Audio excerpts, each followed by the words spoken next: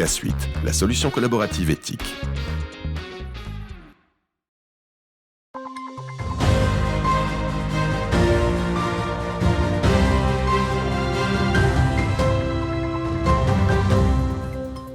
Bonsoir à toutes, bienvenue dans ce journal de ce 15 infos de ce 14 février. Tout de suite, les titres de cette édition.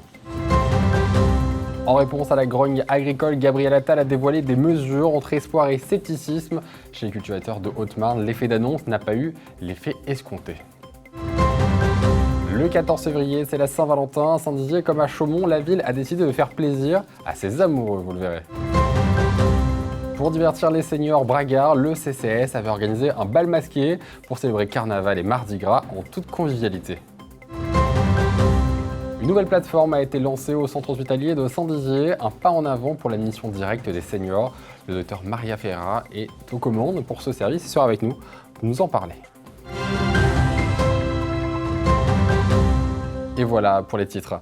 La colère monte depuis plusieurs semaines dans le monde agricole, que ce soit en Haute-Marne ou dans d'autres départements français. Le Premier ministre a tenté de répondre aux attentes des agriculteurs, simplification des normes ou encore suppression de la hausse de la taxe du gasoil non routier. Plusieurs mesures ont été annoncées par Gabriel Attal, mais sont-elles suffisantes pour le monde agricole? Un reportage de Manon de Fontis. Des dizaines et des dizaines de tracteurs stationnés devant la Croix de Lorraine à Colombey-les-Deux-Églises ou encore blocage de l'échangeur de Beauchemin, les agriculteurs haut-marnais disent stop à travers diverses opérations coup de poing. Ces dernières semaines, la Haute-Marne, tout comme d'autres départements français, a été le théâtre de nombreuses manifestations initiées par les syndicats du monde agricole. Parmi les revendications, des prix plus justes et des normes moins contraignantes. Ras-le-bol général du monde agricole. Aujourd'hui, toute l'agriculture est en train de dégringoler. Les politiques globales, qu'elles soient françaises ou européennes, nous emmènent vers une direction trop dangereuse.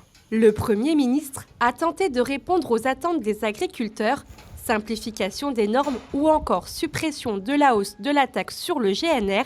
Plusieurs mesures ont été annoncées par Gabriel Attal, mais sont-elles suffisantes pour le monde agricole?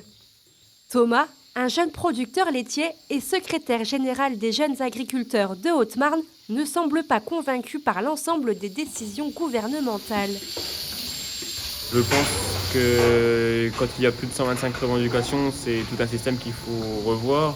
Donc aujourd'hui, c'est le revenu des agriculteurs, le prix du lait, le prix global des aliments qui sont vendus par les agriculteurs, la hausse des charges ou encore les normes, la transposition européenne et les contradictions qui viennent de l'Europe. Aujourd'hui, ce qu'on entend dans nos campagnes et le ressenti de nos adhérents, c'est qu'ils ne sont pas vraiment satisfaits des annonces. On a essayé d'arrêter une hémorragie en mettant un simple pansement et j'ai l'impression qu'on n'a pas été compris. Ce mouvement de grogne dénonce l'incohérence des politiques agricoles.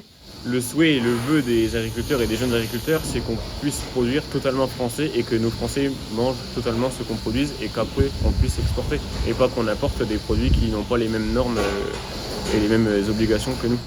Selon une dernière étude, plus de 80% des Français soutiennent ce mouvement. Les jeunes agriculteurs de Haute-Marne ne comptent pas s'arrêter là et annonce de nouvelles mobilisations pour être enfin entendus. Et nous sommes le 14 février et ça ne nous aura pas échappé. Cette journée marque comme chaque année la traditionnelle fête de la Saint-Valentin. L'occasion pour tout le monde de célébrer l'amour. En Haute-Marne, les municipalités ont elles aussi participé en organisant différents types d'actions. Brigitte Maestrati et Loïs Large vous les montrent. Sur les étals des commerçants des Halles de Saint-Dizier, des roses ont pris place. Blanches, rouges, oranges ou encore roses, elles sont distribuées aujourd'hui par la ville à chaque femme qui achète auprès des marchands. Ça fait plaisir, hein, voilà quoi. Surtout quand on n'a pas de Valentin. Mais bon, quand j'ai envie d'un bouquet de fleurs, je me l'achète.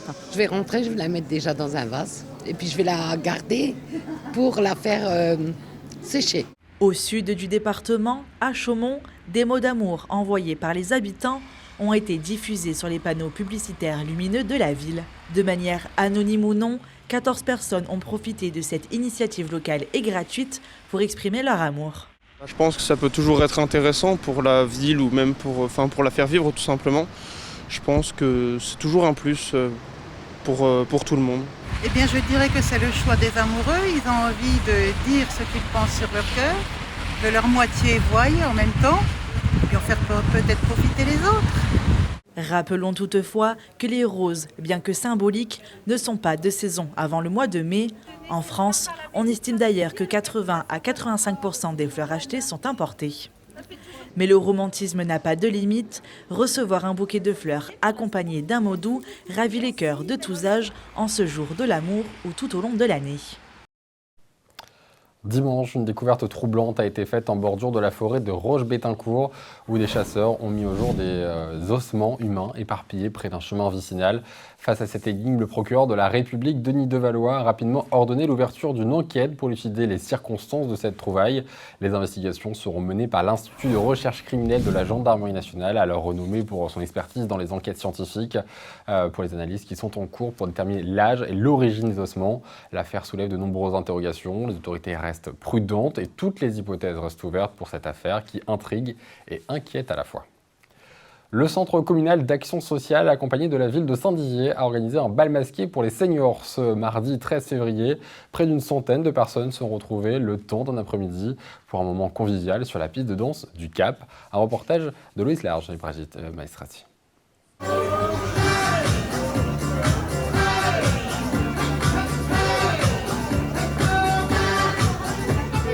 Sur la musique du Madison et parés de leur loup, les seniors se déhanchent sur la piste de danse du Cap de Saint-Dizier.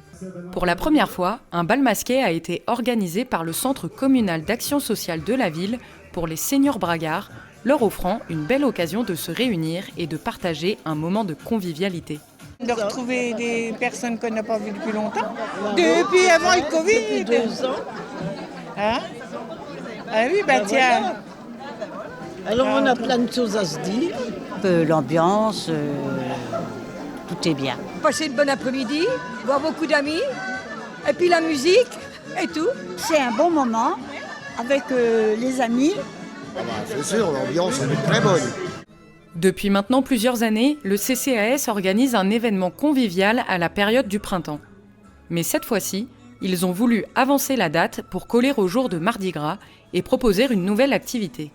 Un petit peu de changement en faisant des masques, en proposant des masques. Et puis, c'est ça au niveau du lien social, ça fait du bien de se retrouver. Même si on ne danse pas, on peut très bien passer un bon après-midi avec un petit goûter et puis des personnes à table. Depuis le Covid-19, trouver une animation pour occuper les aînés est devenu une tâche difficile. Il faut se renouveler et prendre connaissance des envies de chacun pour leur proposer des activités qui leur feraient plaisir. L'isolement, c'est notre combat à tous, je crois, c'est d'essayer de réunir les gens qui sont isolés la plupart du temps, ou parfois même qui ne sont pas isolés, mais qui peuvent se retrouver entre amis, et c'est un moment de convivialité sympathique. Ce premier bal masqué a été une grande réussite. Près d'une centaine de personnes se sont retrouvées pour passer une après-midi festive.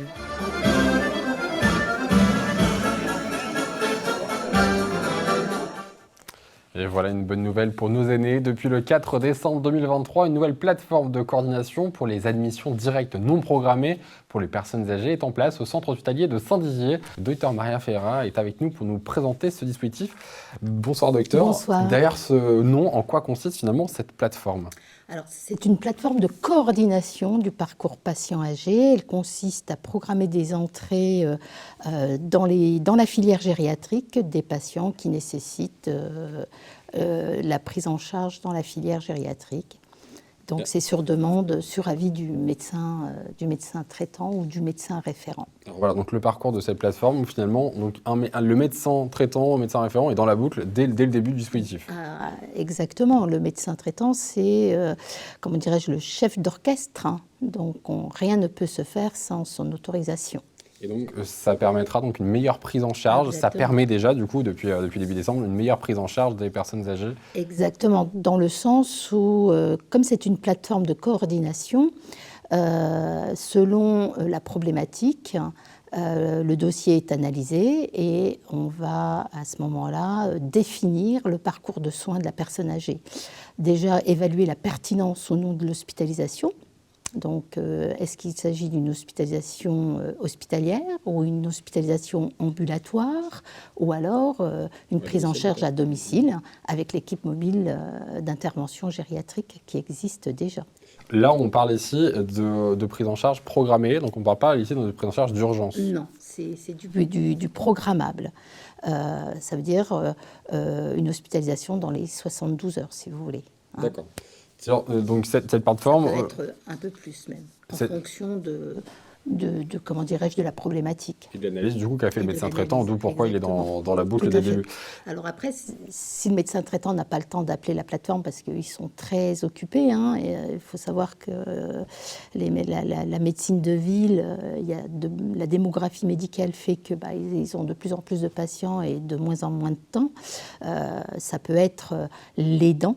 Ça peut être la famille, ça peut être un professionnel de santé, ça peut être aussi une CPTS, voilà. Voilà. Ça peut être aussi la secrétaire médicale qui fait ce exactement, lien. Bien Mais sûr. justement, en parlant de ça, ce lien finalement pour appeler cette plateforme, c'est un numéro de téléphone, c'est un numéro de mais téléphone. qui n'est pas accessible donc au public. La famille peut téléphoner, mais simplement il faut qu'on ait l'autorisation du médecin référent. Je précise pour qu'effectivement des familles ne disent pas quand on la ne trouve famille pas le numéro, mais effectivement. C'est déjà arrivé que la famille nous appelle et on dit voilà, est-ce qu'elle a été vue par le médecin, qui est le médecin, qui a donné l'autorisation. Donc on a le nom du médecin.